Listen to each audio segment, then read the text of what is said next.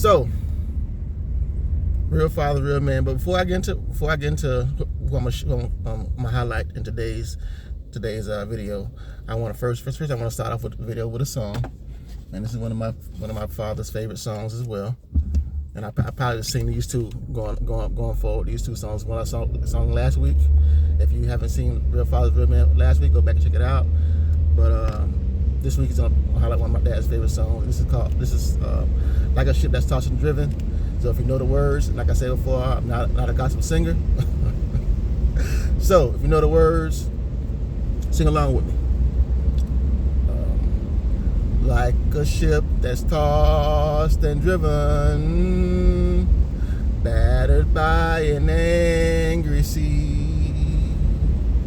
And when the storms of life are raging and the fury falls on me, I wonder what have I done to make this race so hard to run. I say to my soul, take courage, the Lord will make a way somehow. Oh, the Lord will make a way somehow. When beneath the cross I bow, He will take away each burden. Just let Him have your burdens now. And when the load bear down so heavy, let me go into the store real quick. I'll be right back. Yeah, man, it's coming down. It's coming down. It's coming down out there. Anyway, another thing too I want to share is if you haven't checked out the Book of Clarence yet, make sure you watch it. I know it's in theaters. Well, it wasn't in theaters nowhere, anywhere in the county I live in. I had to go outside.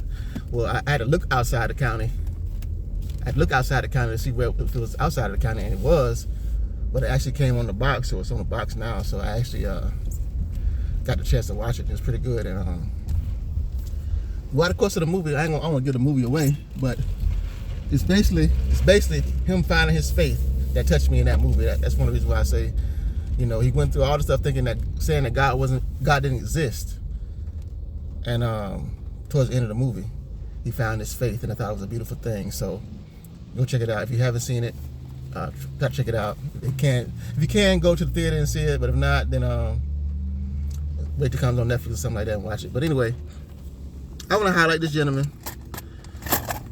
I've been knowing him for most of my life, and I just want to highlight the story of Real Fathers, Real Men today. Forgive me because I'm kind of like trying to put some lotion on. My hands are kind of ash. But this gentleman, beautiful wife, father of 3 sons, and I was actually maybe like, I don't know, I want to say I saw him like maybe 3 weeks ago when we were talking, and he was telling me that he actually, because he had retired, he's in the medical field, he had retired, and he told me he retired for a while and went back to work. I'm like, and this guy was a workaholic. He worked, like provided for his family, for his kids and his wife, and never complained. I remember one time he told me a story about how he was at work at the time him and his wife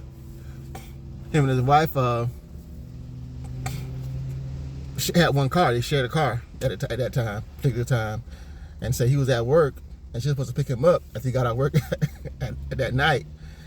And so he was calling her, and she never answered the phone. So he ended up walking from work home, and when he got there, when he got home, and she woke up and said, "Babe, you made it home." He said, "Don't say." He used a curse word. He said, "Don't say nothing to me." She said, okay. She just turned back over and went back to sleep because he was kind of highly upset. But he shared with me that and I try to like find people that have been through some stuff and are still together, because like I say, it's easy. But anyway, he was sharing that he spent most of his time trying to make things new. They've been together so long, and it's still spicy, and they still try to make things new. So, and she's like spiritual woman. She's a spiritual woman. He's not as spiritual as she is, but he believes, and it's great to see. It's great to see, because you're gonna go through some things. Like I said in my other video, like what the minister said, sharing it, and giving your business to everybody else is not gonna help your marriage, and that's just a fact. So sometimes you gotta keep what goes on, not sometimes, all the time, keep what's going on and give it to God. That's the most important thing. Most important thing that I can take from what the minister said last week is that give whatever you got going on, not only with you, but with each other. Give it to God. Give it to God in prayer, and I'm sure He'll help you guys work through it. And don't be willing to give up so easy, because it's a beautiful thing when everything is going good, but it's a whole different ball game when that's when you find out if you love somebody, if you really love somebody when you first starting out, if you love them or you don't, because it's easy to be happy. It's easy to be happy when things are going good.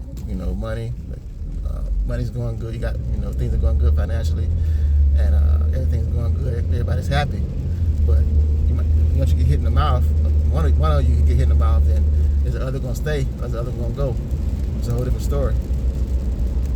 So, and then infidelity, but like I said, he said he worked at the hospital, and there's a lot of beautiful women that work there, and you said why focus on trying to make other people happy, and focus on that one person that he got.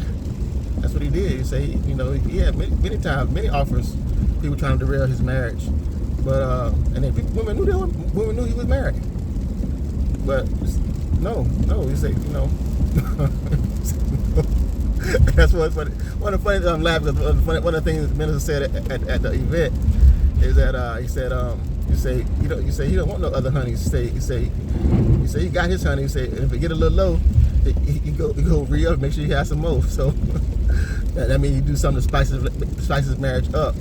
And so I really enjoyed it. I'm glad I went, because we always talk about honoring our elders, respecting our elders, and I heard that recently too. But a mother has a spirit of love, and only a mother or auntie or older cousin can like say certain things in a certain tone to get hard-headed folks like myself to do certain things. And when she asked me to come to the event, if it was anybody, like I told Babe, I said if it was anybody else, I probably wouldn't have went. So, but I'm glad I did. And a lot of gems, a lot of nuggets that I took from that. And I actually forgot to bring. It's at home. Cause I said that in my last video that I was gonna show you the mustard seed, but I left it at home. So maybe next time, the next video I do, I make sure to have the faith of a mustard seed. The mustard seed is, I never actually seen one. And a mustard seed is very, very, very, very tiny. And so if you have faith of a mustard seed, it means a lot. So anyway, I just want to highlight real father, real man. Like I said, father of 3, grandkids, grandchildren, beautiful wife, 30 plus years, and still, maybe 40, and still rocking and rolling. And like I say, I appreciate that, and I appreciate the conversation that we have, because like you have to. This is my belief, my opinion. If you want whatever you want, you have to put God in the mix of it first, and seek counsel. But you ain't got to tell them all your business. But seek counsel, and you know, get what works for them. Because you and the person you're with are two different people. You're not like anybody else, so you got to find out what works for you and your spouse, and like I say, put God in the mix of it, and it'll work out. But like I said, you got to endure the tough times too. And I ain't talking about infidelity and all that kind of stuff, but that's kind of like a whole different ball game. But you know, regardless of what happens, it's not nobody else's business. So, you know, and I know that every marriage has problems, but it's nobody else's business what the problem is. So I said that before too. But anyway, I don't want to hold you. Be safe, be blessed. I hope you enjoyed this edition of Real Fathers, Real Men. I'll be back next Sunday to do another episode with somebody else. And like I said, Father's Day giveaway. The week before Father's Day, I'm gonna be giving away a dinner for 4 to a father. I haven't set up the email yet, but if you have a father you want to highlight, comment down on this video below, and I'll make sure I share it in one of my upcoming videos on Sunday. So, be safe, be blessed, and I'll be seeing you in the next video. I'm out. Peace.